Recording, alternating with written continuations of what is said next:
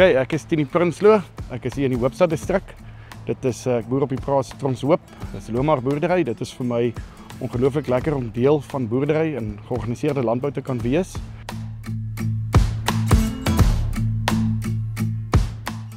Ek staan op in die oggende met 'n oop hart. Dit is vir my lekker om met mense te werk. Dit is vir my lekker om mense te motiveer wat 'n verskil wil maak en wat wil vorentoe gaan. Ek wil ons land vorentoe vat. Dit is vir my baie belangrik. Dit is vir my lekker om met ons medeboere te werk.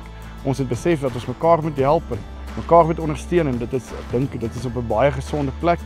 En ja, dit is net lekker om in die natuur te wees.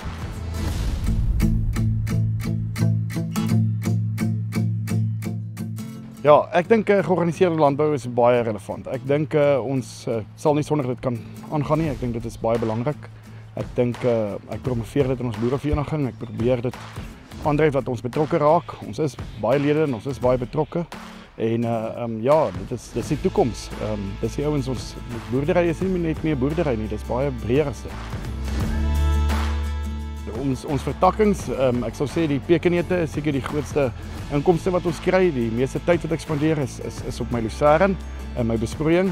Ons wissel dit maar af met saaigewasse, klomp verskillende goeders. Ons het al suikerbone, sojaboontjies, mielies, enige produkte al geplant. Ons plant so 'n bietjie groente. Ek het 'n Beefmasters stoet, Triple S Beefmasters en dit is vir my baie lekker. Dis waar ons passie is.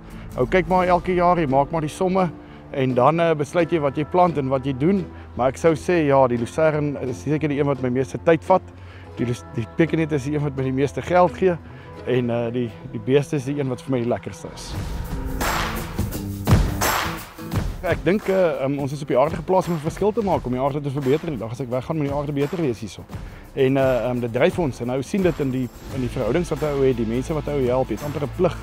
Jy het 'n plig as 'n mens om dit te verbeter teenoor die generasies wat voor jou hier was. So ja, dit is 'n voorreg om hier te wees en in landbou te wees.